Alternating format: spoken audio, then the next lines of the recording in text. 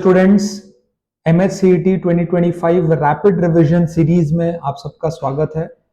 और मैं इस सीरीज में फिजिक्स के सारे चैप्टर्स के जो सीईटी में आते हैं उनका क्विक रिवीजन करूंगा, जहां पे इस सीरीज में हम कम से कम टाइम में इंपॉर्टेंट कॉन्सेप्ट्स, डेफिनेशंस को रिवाइज करेंगे, इंपॉर्टेंट फॉर्मूलाज को नोट डाउन करेंगे। और ये वीडियो अगर आपने लास्ट तक देख लिया तो आपको दूसरे किसी और वीडियो या बुक में कॉन्सेप्ट के लिए, फॉर्मूला के लिए, डेफिनेशन के लिए नहीं जाना पड़ेगा। आप इसी वीडियो को देखकर डायरेक्टली अपने प्रॉब्लम सॉल्विंग पे चले जाएंगे। तो ये वीडियो को लास्ट तक जरूर देखना, और स्पेशली अगर आप 2025 में सीईटी प्लान कर रहे हो तो ये वीडियो आपके लिए ही है। ठीक है, आज हम कवर करेंगे chapter number 1 of class 12th, rotational dynamics. और इस चैप्टर का हम जितना कम टाइम में हो सके उतने कम टाइम में रिवीजन करेंगे। ज्यादा से ज्यादा टॉपिक्स जो इंपॉर्टेंट है, सारे इंपॉर्टेंट टॉपिक्स और डेफिनेशंस का। ठीक है, तो हम शुरुआत करते हैं सर्कुलर मोशन से। सर्कुलर मोशन में दो चीजें आपको यहाँ पे लिखी गई है जो इंपॉर्टेंट है। एक तो एक्सेलरेटेड मोशन होता है ये, और दूसरा पीरियोडिक मोशन होता है। ठीक है, एक्सेलरेशन वेरी इंपॉर्टेंट। अगर सर्कल में कुछ घूम रहा है तो वो एक्सेलरेटेड मोशन है। बिना एक्सेलरेशन के सर्कल में घूमना पॉसिबल नहीं है, तो सर्कल है मतलब एक्सेलरेशन है। अब इसमें दो टाइप के मोशन आ जाते हैं आपके, यूनिफॉर्म सर्कुलर मोशन और नॉन यूनिफॉर्म सर्कुलर मोशन। ठीक है, यूनिफॉर्म सर्कुलर मोशन मतलब आपका स्पीड जो है वो कांस्टेंट है। सर स्पीड कांस्टेंट है तो एक्सेलरेशन कैसे? देखो, स्पीड और एक्सेलरेशन दो फंडामेंटली अलग चीज है। यानी कि स्पीड आपका एक स्केलर क्वांटिटी है और एक्सेलरेशन जो है वो आपका एक वेक्टर क्वांटिटी है। तो स्पीड भले ही कांस्टेंट हो, पर वेलोसिटी तो हर मोमेंट चेंज हो रहा है। वेलोसिटी चेंज हो रहा है, यानी कि वेलोसिटी इसलिए चेंज हो रहा है क्योंकि डायरेक्शन चेंज हो रहा है, और वेलोसिटी चेंज हो रहा है यानी कि आपके पास एक्सेलरेशन है। नॉन यूनिफॉर्म सर्कुलर मोशन में स्पीड ही कांस्टेंट नहीं होता, तो उसको हम क्या बोल देते हैं? Non uniform circular motion. Uniform circular motion में एक्सेलरेशन जो होता है वो हमेशा रेडियल होता है और सेंटर की तरफ होता है। रेडियल इसके लिए क्योंकि रेडियल एक्सेलरेशन उसको घुमा रहा है। ठीक है, नॉन यूनिफॉर्म सर्कुलर मोशन में क्या हो रहा है कि स्पीड कांस्टेंट नहीं है, यानी कि स्पीड ज्यादा हो रही है या फिर स्पीड कम हो रही है। तो स्पीड ज्यादा कम करने के लिए आपको एक टेंजेंशियल एक्सेलरेशन भी रखना पड़ेगा। अगर वो वेलोसिटी के अलोंग है तो बढ़ाएगा, अगर वेलोसिटी के अपोजिट है तो वो स्पीड को कम करेगा। ठीक है, यहां देखो, जैसे हम यूनिफॉर्म सर्कुलर मोशन की बात करते हैं, यहाँ पे दो फोर्स आ जाता है। One is centripetal force and one is centrifugal force. Actually centrifugal force is negative of centripetal force. Centrifugal force is also a pseudo force, it is not a real force. ठीक है, ये pseudo force क्या होता है उसका discussion तो अभी मैं नहीं करूंगा, बट आप इतना समझ लो कि सेंट्रीपिटल फोर्स यानी कि एफसीपी जो होता है वो along the radius towards the centre होता है। ठीक है, along the radius towards the centre. तो ये आपका रेडियस है along the radius towards the centre, ये हो गया आपका एफसीपी। और आपका सेंट्रीफ्यूगल क्या होता है? Along the radius away from the centre, तो ये हो गया आपका एफसीएफ। ओके, एक चीज और ध्यान रखना है यहाँ पे कि वेक्टर फॉर्म में जब आप लिखोगे तो नेगेटिव आ जाता है। FCP is minus of mv square by R into direction of the radius. Negative क्यों आ रहा है? वेक्टर में जो नेगेटिव होता है वो डायरेक्शन बताता है, यानी कि सेंट्रीपिटल फोर्स का डायरेक्शन और रेडियस का डायरेक्शन अपोजिट है। ऑब्वियसली अगर आप सेंट्रीपिटल फोर्स का डायरेक्शन देखो तो इस तरफ है, और रेडियस का जो डायरेक्शन होता है वो हमेशा अवे फ्रॉम द रेडियस जाता, अवे फ्रॉम द सेंटर जाता है। Where else in centrifugal force positive sign दिखेगा, यानी कि सेंट्रीफ्यूगल फोर्स का डायरेक्शन और रेडियल का डायरेक्शन जो है सेम है। ठीक है, इसके बाद हम जब नॉन यूनिफॉर्म सर्कुलर मोशन की बात कर रहे थे उसमें हमने देखा था कि जो एक्सेलरेशन एक तो रेडियल और टेंजेंशियल दोनों होगा। रेडियल क्योंकि घुमाएगा, टेंजेंशियल क्योंकि स्पीड कम ज्यादा करना है। तो अगर यहाँ पे देखो आपका जो एंगुलर एक्सेलरेशन है, अगर वो ऊपर की तरफ है यानी कि आपका ओमेगा भी ऊपर है, एक्सेलरेशन भी ऊपर है, तो स्पीड बढ़ेगा। इन द सेंस ये बोल रहा हूं कि एंगुलर एक्सेलरेशन और एंगुलर वेलोसिटी का अगर डायरेक्शन सेम है यानी कि स्पीड बढ़ रहा है, वेरेस अगर अपोजिट डायरेक्शन में कि भाई स्पीड मैं बढ़ा रहा हूं लेकिन उसका जो टेंजेंशियल एक्सेलरेशन वो नीचे की तरफ है, टेंजेंशियल एक्सेलरेशन नीचे की तरफ है, तो क्या हो जाएगा? स्पीड कम हो जाएगा। ठीक है, तो यूनिफॉर्म सर्कुलर मोशन के एप्लीकेशंस क्या होते हैं? सबसे इंपॉर्टेंट जो पहला एप्लीकेशन है, बैंकिंग ऑफ रोड। हम रोड को थोड़ा सा एक साइड से उठा देते हैं, एक एंगल से उठा देते हैं, ऑब्वियसली ताकि गाड़ी स्किड ना हो, वो सेफली टर्न ले सके।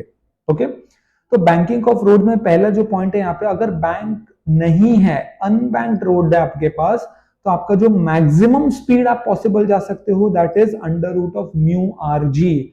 इंपॉर्टेंट पॉइंट ये है कि अनबैंक्ड रोड पे मैक्सिमम वेलोसिटी मास पे डिपेंड नहीं करता। इसके लिए आप साइकिल चलाओ, ट्रक चलाओ, गाड़ी चलाओ या हवाई जहाज चलाओ, सबके लिए मैक्सिमम पॉसिबल स्पीड सेम होगा, क्योंकि वो मास पे डिपेंड नहीं करता, वो म्यू आर और जी पे डिपेंड करता है, जो कि व्हीकल से उसका कोई लेना देना नहीं। ऑब्वियसली टायर के अलग अलग टायर में अलग अलग थोड़ा बहुत म्यू हो सकता है, बट स्टैंडर्ड रबर टायर लें तो टायर और रोड के बीच में जो फ्रिक्शन का कोएफिशिएंट होगा म्यू, आर मतलब जो आप जो सर्कल ले रहे हो उसका रेडियस, और g is acceleration due to gravity. तो under root of mu are g maximum possible speed है, वी मैक्स भी बोलते हैं या सेफ स्पीड भी बोलते हैं अनबैंक्ड रोड्स के लिए। क्लियर है? अनबैंक्ड रोड्स के लिए अगर मान लो आपने बैंकिंग कर दिया, ठीक है, एंगल थीटा से, आपने ये रोड था पहले, अब उसको उठा दिया विथ एंगल थीटा, अब जो सेफ स्पीड हो गया वो हो गया आर जी टेन थीटा से। तो क्या हो गया? Under root of R ji tan theta. Again यहाँ पे कोई मास का टर्म नहीं है, मतलब सभी मास के व्हीकल्स के लिए मोस्ट सेफ स्पीड जो है वो सेम रहेगा। अगर बैंकिंग एंगल थीटा निकालना है तो आप निकाल सकते हो tan inverse of V square by R G, tan inverse of V square by R G. Speed limit क्या है? कम से कम कितना मिनिमम स्पीड होना चाहिए बैंक रोड पे? देखो, अगर आप गाड़ी खड़ी कर दोगे, जीरो कर दोगे, तो ऑब्वियसली वो नीचे आने लगेगा, राइट? अगर आपका अच्छा खासा बैंकिंग किया गया है तो जो v मिनिमम होता है that is R G under root, obviously under root of R G tan theta minus mu S is coefficient of static friction, coefficient of static friction.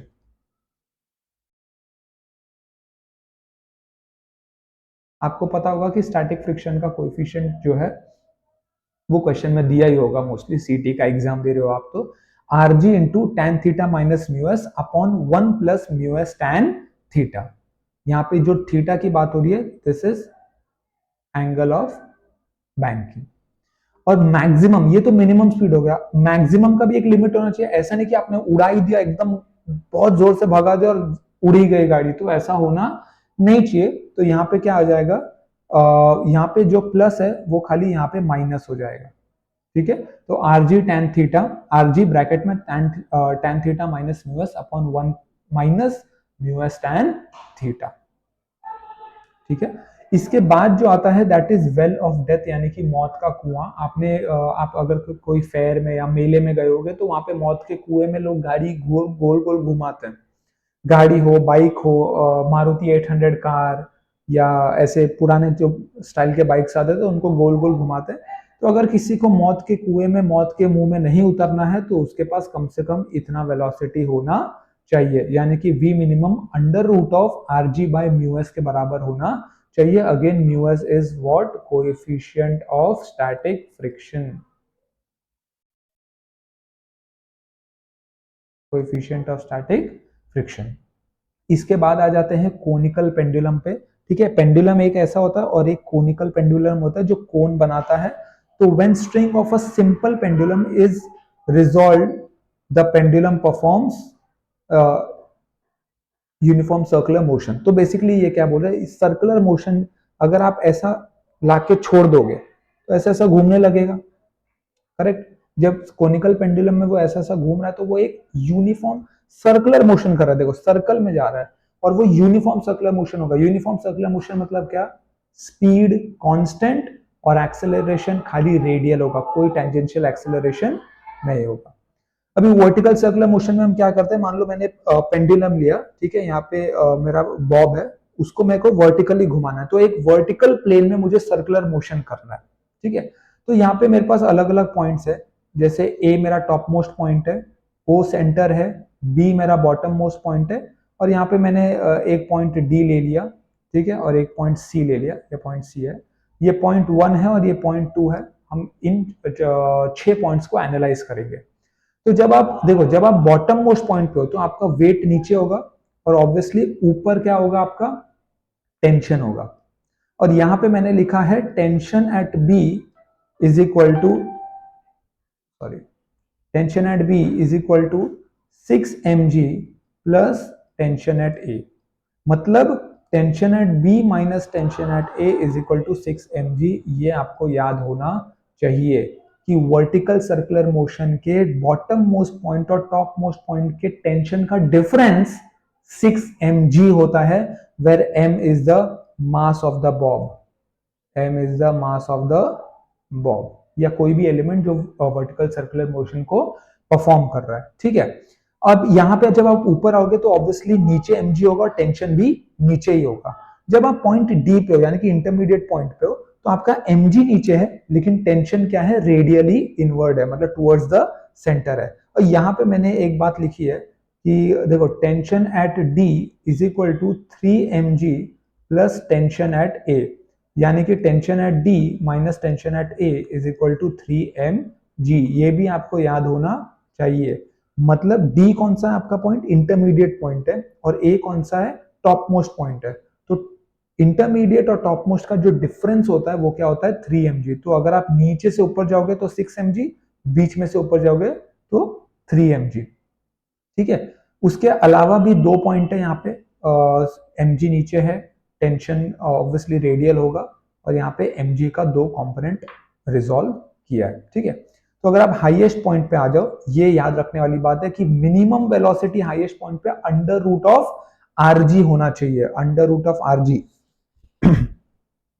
Under root of rg से कम speed अगर आपका top पे रहेगा तो वो circular motion perform नहीं कर पाएगा, वो बीच में से गिर जाएगा। मिडिल पार्ट पे अंडर रूट ऑफ 3rg आपका मिनिमम स्पीड होना चाहिए, और लोअर पार्ट पे आपका under root of 5rg speed होना चाहिए ताकि वो पूरा सर्कुलर मोशन परफॉर्म कर सके। ठीक है, अब कुछ टर्म्स देखेंगे which are related to rotational motion. पहला है काइनेटिक एनर्जी ऑफ रोटेशन। तो जब आप रोटेट कर रहे हो, ठीक है, रोटेशनल मोशन हो रहा है, रोटेट करना, राइट, तो उसका काइनेटिक एनर्जी क्या होता है, rotational kinetic energy is the sum of the individual translational kinetic energy. अब कोई भी एक लैमिनार बॉडी है मान लो, ठीक है, या ये एक डिस्क है समझ लो, ये पार्ट जो है इसका मान लो ये ऐसे घूम रहा है, तो इसका क्या होगा, mv square, half mv square kinetic energy. लेकिन v क्या है वो हम आगे देखेंगे, r ओमेगा होता है। ठीक है, r सबका अलग अलग होगा हर पॉइंट का। तो इस हिसाब से आप क्या करोगे, अगर आपको एक रोटेटिंग बॉडी का काइनेटिक एनर्जी निकालना है तो उसके अंदर जितने भी पार्टिकल्स हैं या जितने भी छोटे मासेस हैं उन सब के अगर आप ट्रांसलेशनल काइनेटिक एनर्जी जो हमको आता है हाफ mv स्क्वायर, उसको निकाल के सम कर दोगे ना तो पूरे रोटेटिंग बॉडी का काइनेटिक एनर्जी मिल जाएगा। तो यही लिखा है, rotational kinetic energy of the object is the sum of individual translational kinetic energy. इसके बाद एक और टर्म आता है moment of inertia. Okay, moment of inertia ये भी याद रखना कि मास का एक सब्स्टिट्यूट है। मोमेंट ऑफ इनर्शिया क्या है, रोटेशन में मास का सब्स्टिट्यूट। तो जहां जहां पे ट्रांसलेशन में मास आता है वहां वहां पे रोटेशन में मोमेंट ऑफ इनर्शिया आ जाएगा। वो डिफाइन कैसे किया हमने, moment of inertia is of a rigid body about an axis of rotation is defined as sum of product of the mass of each particle and the square of its perpendicular distance from the axis of rotation. Basically अगर मैं आपको बोलूं तो जो सम है, ठीक है, sum of mass and the perpendicular distance from the axis of rotation का स्क्वायर। तो बहुत सारे मासेस होंगे एक लैमिनार बॉडी के अंदर, तो ये हो जाएगा आपका मोमेंट ऑफ इनर्शिया का formula, summation of mr square या mr स्क्वायर के जैसे भी आप याद कर सकते हो। एक बात याद रखना कि ये लीनियर जो ट्रांसलेशनल मोशन होता है उसके मास का ये एनालॉगस है किसके अंदर, रोटेशनल मोशन के अंदर। फिर आता है angular momentum. Obviously angular momentum जो है वो किसका एनालॉगस है, लीनियर मोमेंटम का। वहां पे क्या होता था, मास इनटू वेलोसिटी। तो यहाँ पे the quantity in rotational mechanics analogous to linear momentum is angular momentum.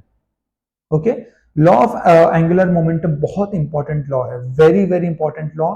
Angular momentum को कंजर्व करना, law of conservation of angular momentum. ये कब होता है? जब एक आइसोलेटेड सिस्टम है, कोई भी एक सिस्टम एक आइसोलेटेड सिस्टम है और वो उसमें भी कोई एक्सटर्नल अनबैलेंस्ड टॉर्क नहीं है। मैं फोर्स नहीं बोल रहा हूं, मैं टॉर्क बोल रहा हूं, क्योंकि टॉर्क जो है वो एनालॉगस टू फोर्स होता है। ऐसा समझो, जहां जहां फोर्स आता है वहां वहां हम टॉर्क लिखते हैं सर्कुलर में। तो अनबैलेंस फोर्स ना हो, यानी कि कोई अनबैलेंस टॉर्क ना हो अगर एक्सटर्नली, तो हम वहां पे एंगुलर मोमेंटम को कंजर्व कर लेते हैं। ठीक है, अब टॉर्क क्या होता है? टॉर्क ये होता है कि the turning effect of a force. अभी एक फोर्स है, जैसे आप दरवाजा खोलते हो तो आप एक फोर्स लगा रहे हो, लेकिन दरवाजा तो टर्न हुआ ना, तो वो यानी कि आपने टॉर्क दिया दरवाजे को। The turning effect of a force about the axis of rotation is called as the moment of force, या आसान भाषा में टॉर्क भी बोलते हैं। And torque is equal to I alpha. ये कैसे आया? Force is equal to mass into acceleration होता है। मैंने बोला जहां जहां भी मास आता है ट्रांसलेशन में, रोटेशनल में, वहां वहां क्या आ जाएगा? मोमेंट ऑफ इनर्शिया आई आ जाएगा। और ए एंगुलर, ए आपका लीनियर एक्सेलरेशन है, अल्फा आपका रोटेशनल एक्सेलरेशन हो जाएगा। ठीक है, तो torque is equal to I alpha, F is equal to M A से भी आप याद कर सकते हो। फिर एक आता है रेडियस ऑफ गायरेशन, जिसको हम के से भी रिप्रेजेंट करते हैं, जो मैं आपको बताता हूं क्या है।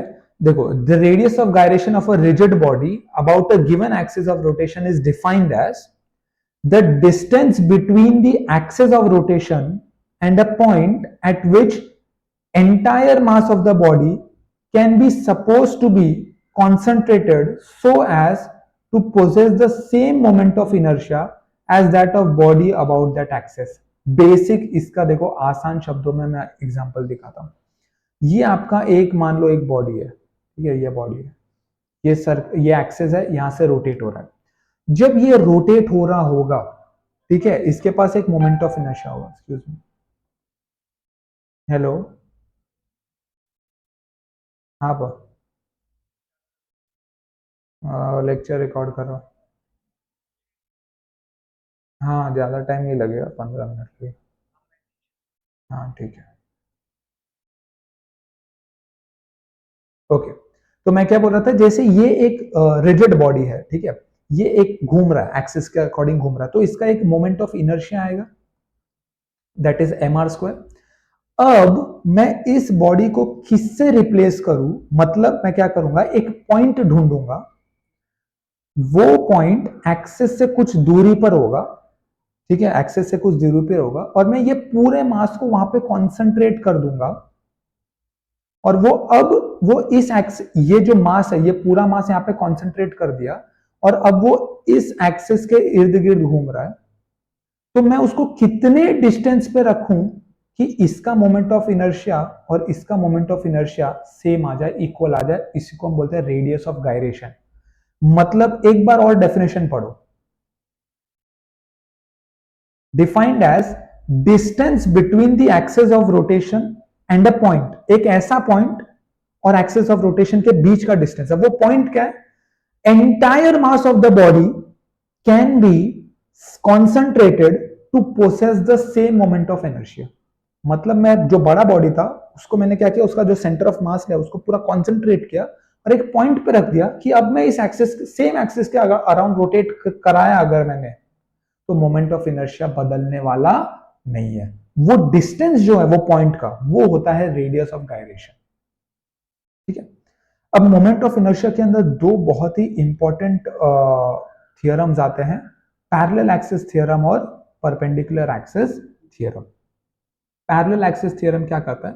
अगर आप अपने रोटेशन, एक्सिस ऑफ रोटेशन को पैरेलली मूव करते हो, देखो, the moment of inertia Iz of a laminar object about an axis perpendicular to its plane is this sum of its moment of inertia about the mutual axis। ये actually में है perpendicular axis theorem, sorry,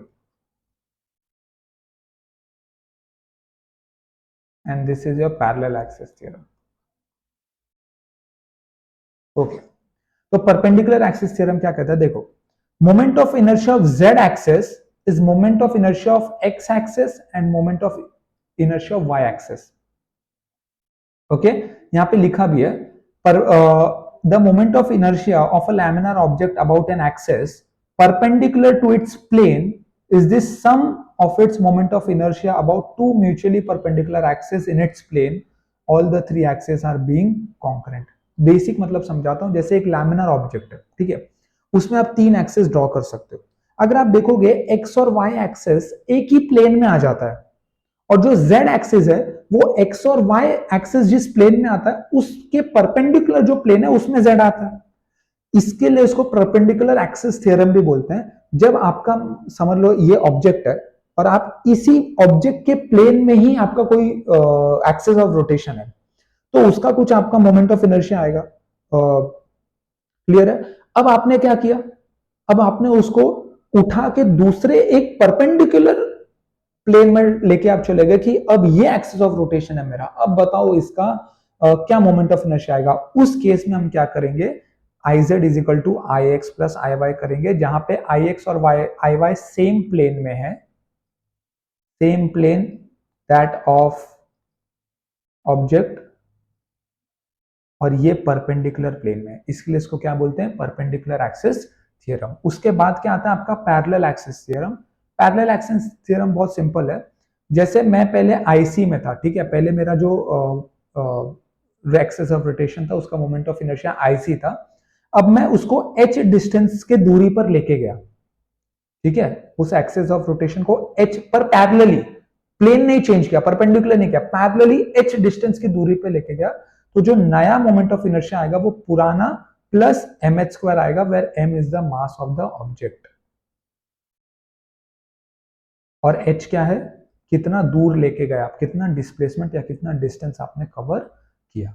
अब ये parallel axis perpendicular axis theorem को use करके हम moment of inertia अलग अलग रिजिड बॉडीज का निकालेंगे यहां पर। तो ये जो पहला है दैट इज योर रॉड, ये पहला एक्सिस क्या है आपका, रॉड, ठीक है। इस रॉड का ये जो रोटेशन ऑफ एक्सिस है, ये देखो perpendicular to the length of rod है। अच्छा, ये रॉड की दो खासियत है, खासियत क्या, दो प्रॉपर्टी है, मास उसका कैपिटल एम ले रहे हैं हम लोग, कई कई जगह मैंने स्मॉल एम भी लिख दिया, तो एम मतलब मास है, टोटल मास है, और एल मतलब लेंथ ऑफ द रॉड है। तो ये एक्सिस देखो, ये एक्सिस है क्या, एक तो लेंथ के बीच में से जा रहा है और लेंथ के परपेंडिकुलर है ये, ठीक है। तो ये अगर रॉड है तो ये एक्सिस है और ये इसके ऐसे घूमेगा, इसका मोमेंट ऑफ इनर्शिया आता है एम एल स्क्वायर बाय 12। अब मैंने क्या किया, अब मैंने ये जो एक्सिस है उसको यहां कर दिया, यानी कि पैरेलली मूव किया एक्सिस को, कितना डिस्टेंस l बाय 2, ठीक है। तो अब मुझे इसका मोमेंट ऑफ इनर्शिया निकालने के लिए क्या करना पड़ेगा, पुराना plus m into H square, और यहां पे h क्या है, l बाय 2, h क्या है, l बाय 2, तो क्या आता है ml स्क्वायर बाय 3, ठीक है।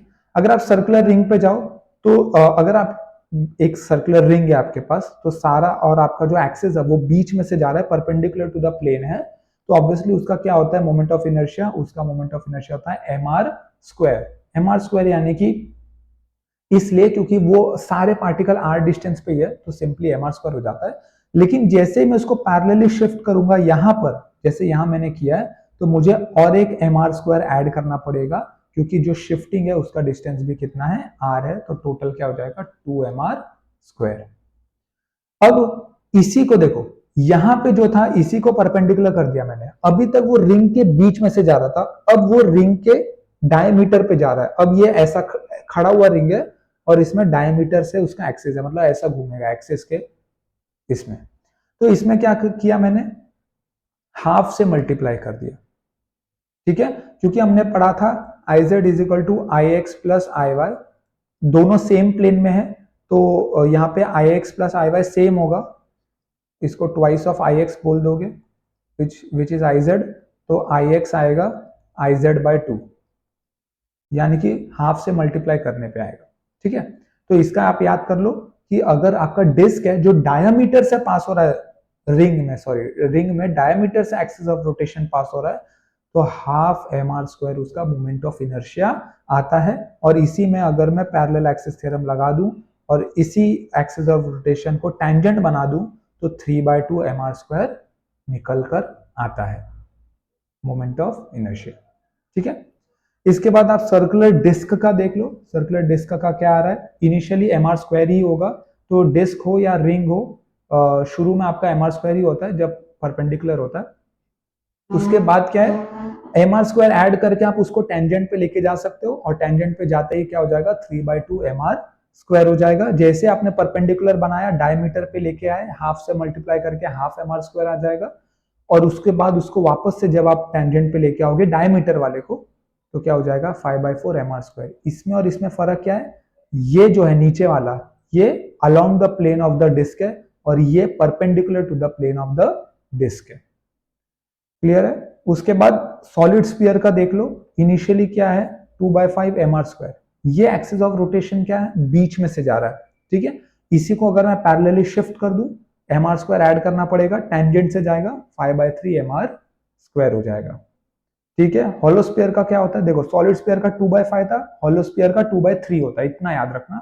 बाकी 5/3 mr², ये कुछ बदलने वाला नहीं है। सिलेंडर का देख लो, सिलेंडर में तीन चीजें, मास m है, रेडियस r है, और लेंथ l है। ठीक है, तो ये हो जाएगा हाफ mr²। कौन से एक्सिस के लिए, इस एक्सिस के लिए, यानी कि जो बीच में से जा रहा है और लेंथ के पैरेलल है। ठीक है, ऊपर जो सर्कुलर सरफेस है उसके सेंटर में से पास हो रहा है और आपके लेंथ के पैरेलल है। ठीक है, और वो होता है हाफ mr²। अब इसी को आपको यहां पे लेके आना है, देखो ऐसा, तो आपको mr² ऐड करना पड़ेगा, तो हो जाएगा 3/2 mr²। अब मैंने क्या कर दिया, देखो ये अभी बीच में से आता है, अब इसको परपेंडिकुलर बना दिया। ठीक है, ऐसा मतलब अब सिलेंडर मेरा हॉरिजॉन्टल हो गया है, और फिर बीच में से मैंने लेंथ के परपेंडिकुलर अब एक्सिस ऑफ रोटेशन बना दिया, तो क्या आ जाएगा mr²/4 प्लस l²/12। उसमें ml/2 the whole square add करेंगे, तो मैं उसको शिफ्ट कर सकता हूं, सर्कल के डायमीटर से पास करा सकता हूं, और m r²/4 प्लस l²/3 आपका मोमेंट ऑफ इनर्शिया उस टाइम पे आ जाएगा। ठीक है, रेक्टेंगुलर लैमिनार का देखो तो मास m है, लेंथ l है, और ब्रेड्थ b है। ठीक है, जब आपका axis of rotation parallel to the length होगा तो mb²/3, और जब पैरेलल टू द ब्रेड्थ होगा तो ml²/3। मतलब पैरेलल टू लेंथ तो b, और पैरेलल टू ब्रेड्थ तो l, मतलब उल्टा हो जाएगा। अब ये पैरेलल टू लेंथ था, इसको परपेंडिकुलर बना के मैंने क्या कर दिया, परपेंडिकुलर टू द लेंथ कर दिया। ठीक है, ये हो जाएगा, अब इसमें दोनों आ जाएगा क्योंकि दोनों के परपेंडिकुलर हो गया ये अब तो ml² प्लस b²/12। ठीक है, इसी को मैंने और पीछे शिफ्ट किया, देखो इसी को और पीछे शिफ्ट किया, पीछे लेके गया, मतलब पैरेलली शिफ्ट किया, कितना b/2। ऑब्वियसली ये जो डिस्टेंस है वो कितना है, b/2, तो m times b/2 the whole square मुझे ऐड करना पड़ेगा, जो बन जाएगा ml²/12 प्लस b²/3। अब इसी में देखो मैंने एक बार इसको पीछे लेके गया, अब मैं चाहूं तो इसको यहां भी ला सकता हूं, तो l/2 शिफ्ट किया, तो जहां पे b/2 the whole square add कर रहा था वहां उसकी जगह l/2 the whole square add करूंगा, तो आ जाएगा ml²/3 प्लस b²/12। उसके बाद क्या आता है आपका सॉलिड कोन। ठीक है, सॉलिड कोन है, सिंपल याद रखना, अगर बीच में से पास हो रहा है एकदम वर्टिकली तो 3/10 mr², इतना ही इंपॉर्टेंट।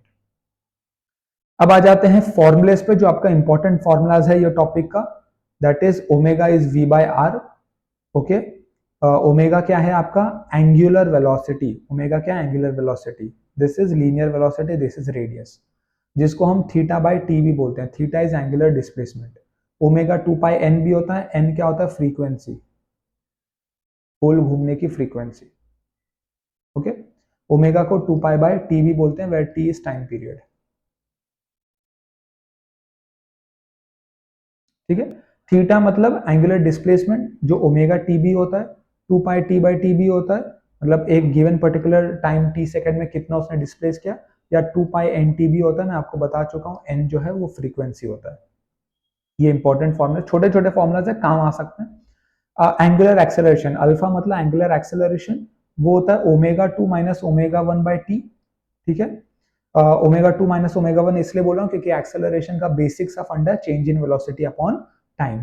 तो ओमेगा की जगह अगर आप 2 पाई एन लिखोगे, जैसे यहाँ पे हमने ओमेगा को 2 पाई एन लिखा था, तो 2 पाई बाई डी कॉमन आ जाएगा, n2 माइनस n1 भी आप उसको लिख सकते हो। ठीक है, अभी ये बताता है आपको relation between angular velocity and linear velocity which is known as v is equal to R omega, या v is equal to 2 pi n भी लिख सकते हो अगर आपको वेलोसिटी और फ्रीक्वेंसी में रिलेशन लिखना है तो। सेंट्रीपिटल एक्सेलरेशन होता है v स्क्वायर बाय आर, और अगर v is equal to R omega put करोगे तो ओमेगा स्क्वायर बाय आर हो जाएगा। और जो रेडियल एक्सेलरेशन है वो वेक्टर फॉर्म में लिखा जाता है angular acceleration cross radial vector. Okay, फिर आता है कोनिकल पेंडुलम। कोनिकल पेंडुलम का जो एंगुलर वेलोसिटी होता है जिससे वो घूम रहा है, जिस ओमेगा से वो घूम रहा है, that is under root of g by L cos theta. यहाँ पे l is length of the string, length of the string. ठीक है, और जो टाइम पीरियड में वो घूम रहा है that is 2 pi under root of L cos theta by G, 2 pi under root of L cos theta by G. Moment of inertia मैं आपको ऑलरेडी बता चुका हूं, एम आर स्क्वायर। ठीक है, आप उसको लिख सकते हो सम ऑफ एम आर स्क्वायर, या इंटीग्रल, अगर आपने उसको छोटे मास में डिवाइड कर लिया तो integral D M of R square, ये आप लिख सकते हो। Radius of gyration is under root of I by M. ठीक है, यानी कि इसको क्या बोलते हैं हम लोग, K square is equal to I by M, इसीलिए एक और फॉर्मूला आता है I is equal to M K square. चाहे I is equal to M K square याद रख लो, चाहे K is equal to under root of I by M याद रख लो, एक ही मतलब है। ठीक है, फिर आते हैं काइनेटिक एनर्जी पे। ठीक है, काइनेटिक एनर्जी एक तो रोटेशन का होता है, एक तो ट्रांसलेशन मोमेंट का होता है, और एक रोलिंग मोशन का होता है। रोलिंग मोमेंट, रोल करके गिरना, आपने देखा होगा सिलेंडर रोल करते हुए आ रहा है, रोटेट भी हो रहा है, ट्रांसलेशनली आगे भी बढ़ रहा है, तो उसको हम रोलिंग मोशन बोलते हैं। ठीक है, जो कुछ ऐसा दिखाई देगा, मतलब रोटेट भी हो रहा है और आगे भी बढ़ रहा है, आगे भी बढ़ रहा है और रोटेट भी हो रहा है। ठीक है, तो रोटेट होने का तो क्या होता है, हाफ एम वी स्क्वायर आपका ट्रांसलेशनल हो गया। रोटेशन में m को i बोलते हैं और v को ओमेगा बोलते हैं, तो आप ऐसा याद रख सकते हो, हाफ आई ओमेगा स्क्वायर। दोनों को जब आप ऐड करोगे तब आपका रोलिंग मोशन बनता है, तो आपका kinetic energy of rolling motion क्या हो जाएगा, half M we square plus I omega square. यहां से अगर आप आई ओमेगा को, यहाँ पे हमने लिखा हुआ है 2 पाई एन भी लिख सकते हो, कोई बात नहीं है। आई को देखो m के स्क्वायर से रिप्लेस किया है, तो हाफ, और v is equal to R omega, तो i को आप रिप्लेस कर दो m के स्क्वायर से, और ओमेगा को रिप्लेस कर दो v is equal to R omega वाले फॉर्मूला से, यानी कि v बाय आर। तो आपको ये इंपॉर्टेंट चीज है, ये आप डायरेक्ट रट लो। रोलिंग मोशन का काइनेटिक एनर्जी होता है half M we square 1 plus के square by are square. Okay, L यानी कि angular momentum, mass into velocity. Rotation में मास को I बोलते हैं, वेलोसिटी को ओमेगा बोलते हैं, I omega, L is equal to I omega. जब यही एंगुलर मोमेंटम को आप कंजर्व करते हो तो initial angular momentum is equal to final angular momentum, तो I1 omega 1 is equal to I2 omega 2 आ जाता है। या आप ओमेगा को 2 पाई n भी लिख सकते हो, तो I1 n1 is equal to I2 n2 भी आप लिख सकते हो, law of conservation of angular momentum. अब जो रोल होके बॉडी नीचे गिर रहा है उसकी वेलोसिटी क्या होती है, under root of 2gh upon 1 plus के स्क्वायर बाय आर स्क्वायर। तो अगर आप ये रट लो, yes, half M we square 1 plus के स्क्वायर बाय आर स्क्वायर, तो ये 1 प्लस के स्क्वायर बाय आर स्क्वायर आपको बार बार मिलेगा। ठीक है, तो वेलोसिटी ऑफ रोलिंग बॉडी क्या होता है, under root of 2gh upon 1 plus के स्क्वायर बाय आर स्क्वायर। और एक्सेलरेशन क्या होता है, किस एक्सेलरेशन वो रोल होके गिर रहा है, that is g sin theta upon 1 plus के स्क्वायर बाय आर स्क्वायर। ये आपको याद होना चाहिए। लास्ट टॉपिक जो हम देख लेते हैं यहाँ पे, ठीक है, एक सेकेंड, हाँ राइट, काइनेटिक एनर्जी। देखो यहाँ पे क्या लिखा है, काइनेटिक एनर्जी, मैं कलर चेंज कर लेता हूँ। ओके, तो K square by are square का ये एक रेशियो है, के यानी कि क्या है, radius of gyration. I hope आपको के याद होगा, K is radius of gyration, R is obviously the radius. तो रिंग में रेडियस और रेडियस ऑफ गायरेशन का जो डिवाइड करने में रेशियो आता है वो 1 आता है। ये भी याद करने वाली बात है, ये पूछता है डायरेक्ट, कि what is the ratio of k square by are square for disk या सॉलिड सिलेंडर, तो डायरेक्ट 1/2 आपको ऑप्शन टिक करना है। सॉलिड स्फीयर के लिए 2/5 होता है, हॉलो स्फीयर के लिए 2/3 होता है। ठीक है, जो ट्रांसलेशनल मोशन है उसका जो काइनेटिक एनर्जी है वो हाफ एम वी स्क्वायर होता है, तो वो सबके लिए सेम होगा। रोटेशनल क्या होता है, half M we square K square by are square, यही होता है ना रोटेशनल काइनेटिक एनर्जी, हमने देखा था हाफ आई ओमेगा स्क्वायर।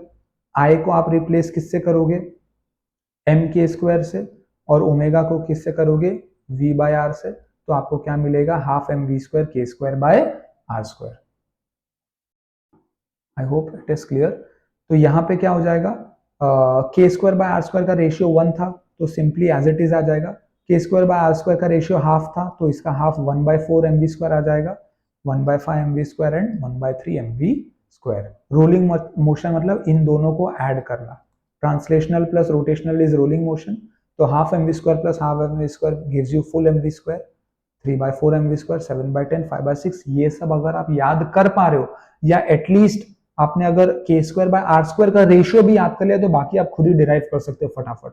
तो एटलीस्ट हर बॉडी का के स्क्वायर बाय आर स्क्वायर आप याद कर लो। देखो जैसे अगर आपने हर बॉडी का के स्क्वायर बाय आर स्क्वायर याद किया, उसका वेलोसिटी भी आपको इजी हो गया, क्योंकि 2gh/1 प्लस के स्क्वायर बाय आर स्क्वायर है। अब ये वैल्यू अगर आपको याद है तो आपको कुछ करना ही नहीं है, 2gh एज इट इज रहेगा, 1 प्लस जो भी रेशियो आएगा वो आप कैलकुलेट कर लोगे। तो K square by are square हर बॉडी का याद कर लो, चार ही है, रिंग और सिलेंड्रिकल शेल का 1 होता है, डिस्क और सॉलिड सिलेंडर का हाफ होता है, सॉलिड स्फीयर का 2/5, हॉलो स्फीयर का 2/3। अगर ये आपको याद होगा तो मोमेंट ऑफ इनर्शिया से भी आप ये याद कर सकते हो। ठीक है, तो उसी फॉर्मूले के हिसाब से सारा आप वेलोसिटी और एक्सेलरेशन, ये क्या है, किस वेलोसिटी से आप नीचे आते हो, किस एक्सेलरेशन से आप नीचे आते हो। एक टाइम ऑफ डिसेंट है, ये भी इंपॉर्टेंट चीज है कि किस टाइम ऑफ कितना टाइम लगेगा ऊपर से नीचे आने के लिए, तो उसका फॉर्मूला फिक्स है।